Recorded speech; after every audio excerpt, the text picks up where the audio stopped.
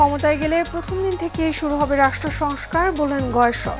Vote বানচালের ষড়যন্ত্র প্রতিহতের হুঁশিয়ার ফারুকের।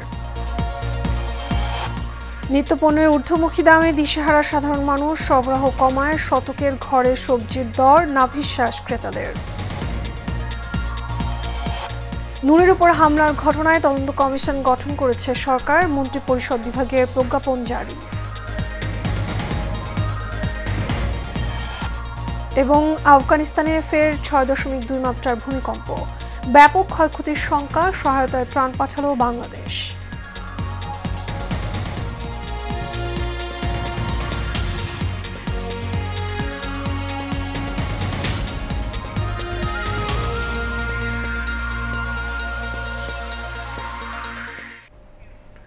স্বাগত এশিয়ান নিউজে, আপনাদের সঙ্গে আছি আমি মিতা মৌসুমী। শুনছেন বিআরবি কেবল ইন্ডাস্ট্রিজ লিমিটেড সংবাদ শিরোনাম। এবারে চলে যাব বিস্তারিত সংবাদে। বিএনপি ক্ষমতায় গেলে সংসদের প্রথম কার্যদিবস থেকে রাষ্ট্র সংস্কারের কাজ শুরু করা হবে বলে জানিয়েছেন বিএনপির স্থায়ী কমিটির সদস্য গয়েশ্বর চন্দ্র রায়। আর বিএনপি চেয়ারপারসনের উপদেষ্টা জয়নুল আবেদিন ফারুক বলেন, আবারও দিল্লির প্ররোচনায় আওয়ামী লীগের সাথে আতাত করে যদি কেউ নির্বাচন বানচাল করার চেষ্টা করে তাদের প্রতিহত করা হবে। সকালে আলাদা অনুষ্ঠানে যোগ দিয়ে এসব কথা বলেন তারা। আরও জানাচ্ছেন শরীফুল ইসলাম। সকালে জাতীয় প্রেস ক্লাবে বিএনপির ৪৭তম প্রতিষ্ঠা বার্ষিকী উপলক্ষে স্বাধীনতার ঘোষণা ও বহুদলীয় গণতন্ত্র শীর্ষক আলোচনা সভার আয়োজন করা হয়। ইন্টেরিয়াম গভর্নমেন্ট একটা সুষ্ঠু ভোট উপহার দিতে পারে। এ সময় বিএনপির চেয়ারপারসনের উপদেষ্টা জয়নুল আবেদিন ফারুক বলেন, নির্বাচনকে বিভ্রান্ত করার জন্য পিআর সহ নানামুখী ষড়যন্ত্র চালাচ্ছে কোনো রাজনৈতিক দল। আওয়ামী লীগের আবারও দিল্লির প্ররোচনায় বাংলাদেশের কিছু লোক যদি আবার আওয়ামী লীগের সাথে আঘাত করে এই প্রফেসর ইউনূস সরকারের একটি নির্বাচনকে বানচাল করার চেষ্টা করেন, জনগণ প্রতিহত করবে। আর পল্টনের ফারিস টাওয়ারে এক আলোচনা সভায় যোগ দিয়ে বিএনপির স্থায়ী কমিটির সদস্য গয়েশ্বর চন্দ্র রায় বলেন, গত ১৭ বছরের অব্যবস্থাপনাকে ব্যবস্থাপনায় আনতে সময় লাগবে। যতদিন পর্যন্ত নির্বাচন না হবে, ফলাফল ঘোষণা না হবে, ততক্ষণ পর্যন্ত এই জনগণের এই আশঙ্কা কাজ করবে। এই আশঙ্কা কিভাবে সরকার দূর করবে এটা তার ম্যাটার, আমার ম্যাটার না। তবে আমাদের একটা দায়িত্ব আছে তাদেরকে হেল্প করা, অর্থাৎ এই আশঙ্কাটা দূর করে একটা গণতান্ত্রিক পথে আনা। এখন এই যে এইগুলো যা হচ্ছে সংস্কার প্রস্তাব এগুলো হলো গেরাইবা সালিশি মানলাম, কিন্তু কামটা শেষ হওয়ার পর বাড়িতে মামলা করে দিলাম, লাভ সালিশি লাভ হবে? তা যদি প্রকৃত অর্থেই সংস্কার করতে হয় তাহলে আমার মানসিক সংস্কারটা আগে দরকার। যতদিন পর্যন্ত নির্বাচন না হবে ততদিন পর্যন্ত জনগণের মধ্যে আশঙ্কা থাকবে বলে জানান তিনি। Shariful Islam, Asian television, Dhaka. নিত্যপণ্যের ঊর্ধ্বমুখী দামে দিশেহারা সাধারণ মানুষ, নাগালের বাইরে বেশ কিছু পণ্যের দাম। সপ্তাহ ব্যবধানে আরও চড়া সবজির বাজার, বাড়তি দামে বিক্রি হচ্ছে ডিম এবং ডাল। স্বস্তি নেই মাছ মুরগির বাজারেও, যদিও বিক্রেতারা বলছেন বাজারে সরবরাহ কমায় দাম বাড়ছে নিত্যপণ্যের। ওয়ালিদ সিদ্দিকীর রিপোর্ট।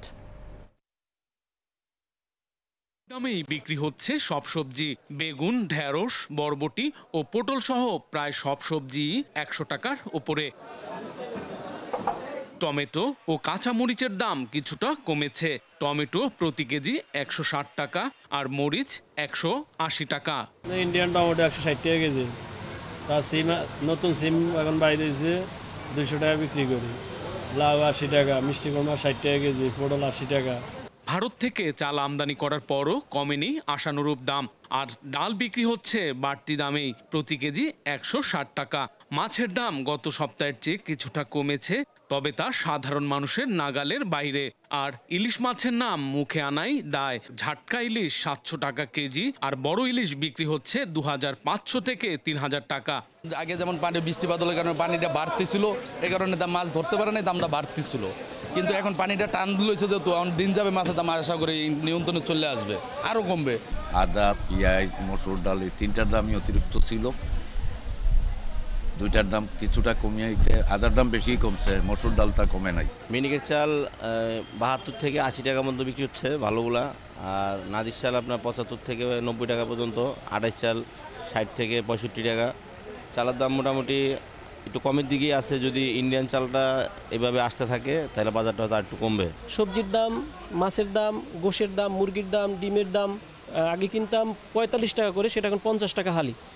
আমাদের অনেক কষ্ট হচ্ছে আর কি চলতে। সাধারণ জনগণে আপনি যদি একটা ইলিশ মাছের কেজি যদি 700 টাকা, সাধারণ জনগণ কীভাবে খাবে? এই ছোট ইলিশ এটার দামই আপনার 140 টাকায়, মানুষ হিমশিম খেয়ে যাচ্ছে।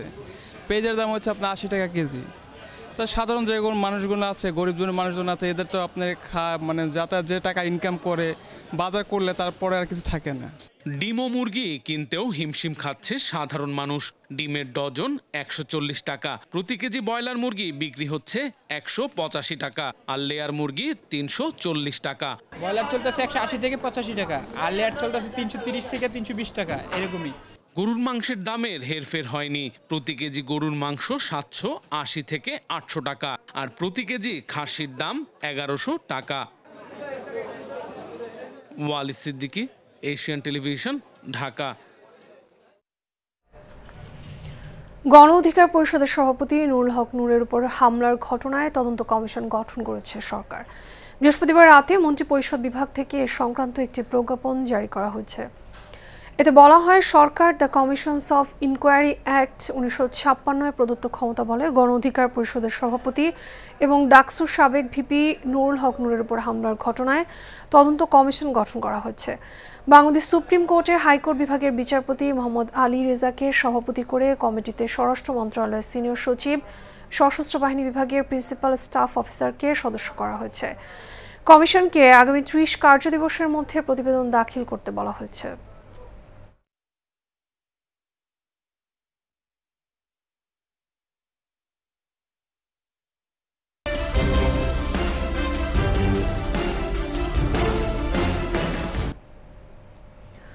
বাংলাদেশ জাতীয়তাবাদী তরুণ দলের নারায়ণগঞ্জ জেলা কমিটির সাবেক সভাপতি এবং সিদ্ধিরগঞ্জ থানা বিএনপির সাবেক যুগ্ম আহ্বায়ক টিএইচ তোফা কারামুক্ত হওয়ায় আনন্দ মিছিল করেছে নেতাকর্মীরা। জেলা কারাগার থেকে মুক্ত হওয়ার পর নেতাকর্মীরা তাদের প্রিয় নেতাকে ফুলের মালা দিয়ে বরণ করে নেন। গত 6 আগস্ট তরুণ দলনেতা টিএইচ তোফাকে চাঁদাবাজির অভিযোগে সিদ্ধিরগঞ্জ আজিবপুর রেললাইন এলাকার নিজ বাসা থেকে গ্রেফতার করে ডিবি পুলিশ নিয়ে যায়। পরবর্তীতে তাকে 1974 সালের বিশেষ ক্ষমতা আইন 3-এর 2 ধারায় ডিটেনশনের জন্য বিজ্ঞ জেলা ম্যাজিস্ট্রেট বরাবর আবেদন করলে আদালত তার 1 মাসের ডিটেনশন মঞ্জুর করে জেল হাজতে প্রেরণ করেন।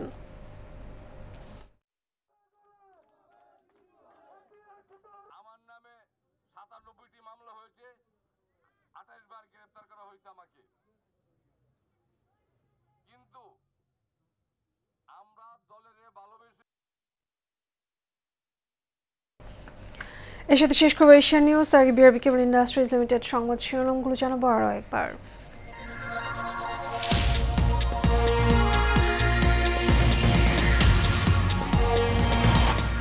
ক্ষমতায় গেলে প্রথম দিন থেকেই শুরু হবে রাষ্ট্র সংস্কার, বললেন গয়েশ্বর। ভোট বানচালের ষড়যন্ত্র প্রতিহতের হুঁশিয়ার ফারুকের। নিত্যপণ্যের ঊর্ধ্বমুখী দামে দিশেহারা সাধারণ মানুষ, সরবরাহ কমায় শতকের ঘরে সবজির দর, নাভিশ্বাস ক্রেতাদের। নূরের উপর হামলার ঘটনায় তদন্ত কমিশন গঠন করেছে সরকার, মন্ত্রী পরিষদ বিভাগের প্রজ্ঞাপন জারি। এবং আফগানিস্তানে ফের 6.2 মাত্রার ভূমিকম্প, ব্যাপক ক্ষয়ক্ষতির শঙ্কা, সহায়তায় ত্রাণ পাঠালো বাংলাদেশ।